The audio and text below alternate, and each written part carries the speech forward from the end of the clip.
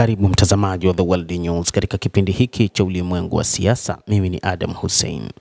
Eswatini imethibitisha kwamba imepokea dola milioni 5.1 kutoka Washington kwa ajili ya kuwachukua wahamiaji waliofukuzwa kutoka Marekani ambao hawana uhusiano na taifa hilo la kusini mwa Afrika. Hata hivyo, inaonekana ni kama vile Eswatini inakuja kushangaa dakika za jioni kuona kwamba ni kivipi Marekani iliruhusu raia hao kuletwa nchini Eswatini.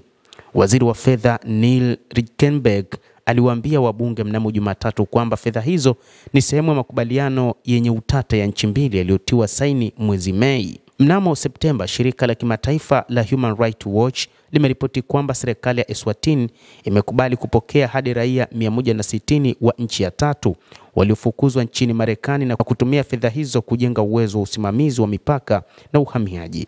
Akijibu swali bungeni kuhusu mpangilio huo, Rickenberg alisema wizara ya fedha iliwekwa gizani wakati wote wa mchakato huo, shirika la habari la AFP limeripoti. Maana yake ni kwamba Eswatini haikuelewa ni kwa nini ilipewa fedha hizo na je, raia hao walipelekwa nchini humo kwa malengo gani? Tuliambiwa ni waliofukuzwa nchini Marekani baada ya kuuliza, alisema kulingana na kituo hicho. Waziri huyo pia aliambia Reuters mnamo siku ya Jumanne ya kwamba shughuli hiyo ilishughulikiwa na ofisi ya waziri mkuu na kwamba alifahamishwa tu baada ya kuona ukweli. Rais wa Marekani Donald Trump amefuata makubaliano yenye utata na mataifa kadhaa ya Afrika kwa hifadhi wahamiaji ambao Washington inawaona kuwa hawastahili kusalia Marekani. Equatorial Guinea pia imepokea dola milioni 7.5 kutoka kwa utawala wa Trump ili kukubali watu wasio raia kuondolewa kutoka Marekani. Kulingana na seneta wa Democratic Jenny Shahen, Sudan Kusini, Ghana, Rwanda na Uganda zote zimekubali mikataba ya kuwakaribisha watu kadhaa waliofukuzwa nchini.